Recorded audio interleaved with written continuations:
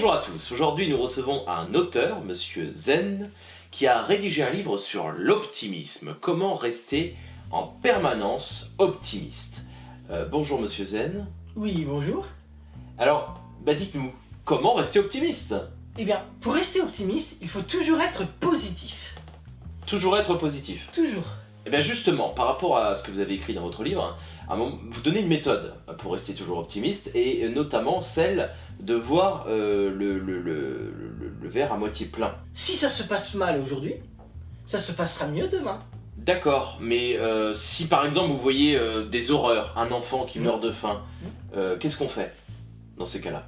Eh bien, il faut rester optimiste parce que cela peut lui servir de leçon et lui servir pour plus tard. Oui, enfin bon, si vous êtes... Enfin d'accord, mais s'il meurt de faim et qu'il meurt vraiment, vous voyez, de faim, ça pourra pas lui servir s'il est mort.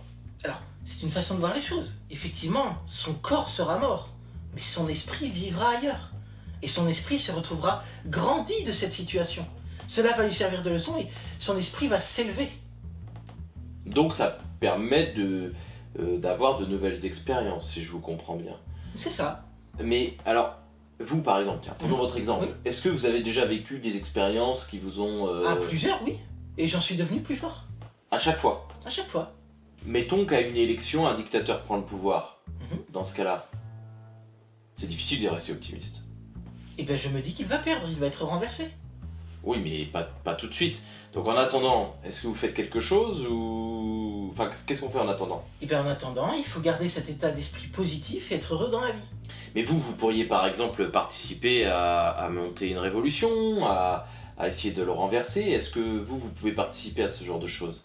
Ah, mais je ne reste pas sans rien faire. Je reste heureux.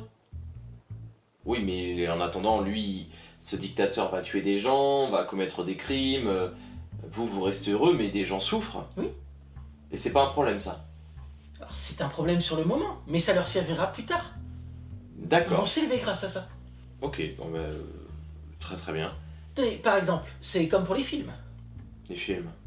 Par exemple, le dernier Astérix Ouais. de Guillaume Canet, là. Oui. Ben, j'ai beaucoup apprécié.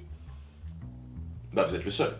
Ah bon, oui, j'ai vu des critiques négatives, mais c'est une façon de voir les choses. Vous savez quand même que être intermittent, c'est un métier que certains jugent difficile. Eh bien, des techniciens ont travaillé grâce à ce film. Oui, mais Ils ont eu une paye. Oui, mais c'était un film de merde. Oui, mais ils ont travaillé. Oui, Ils ont un salaire. Oui, mais alors par exemple, s'ils avaient travaillé sur... parce qu'il y a eu un budget pour ce film qui aurait pu être mieux utilisé, avec un meilleur réalisateur, peut-être, je sais pas. Ils auraient été plus heureux. Oui, mais ça leur a donné de l'expérience sur ce qu'il ne faut pas faire. Et ça les rendra meilleurs plus tard. Donc il faut toujours rester positif en toutes circonstances. Quoi qu'il arrive. Quoi qu'il arrive. D'accord. Écoutez, je pense qu'on va garder votre conseil, qui me paraît être un très bon conseil. Restez tous optimistes le plus longtemps possible. Et on se retrouve pour une prochaine interview très bientôt.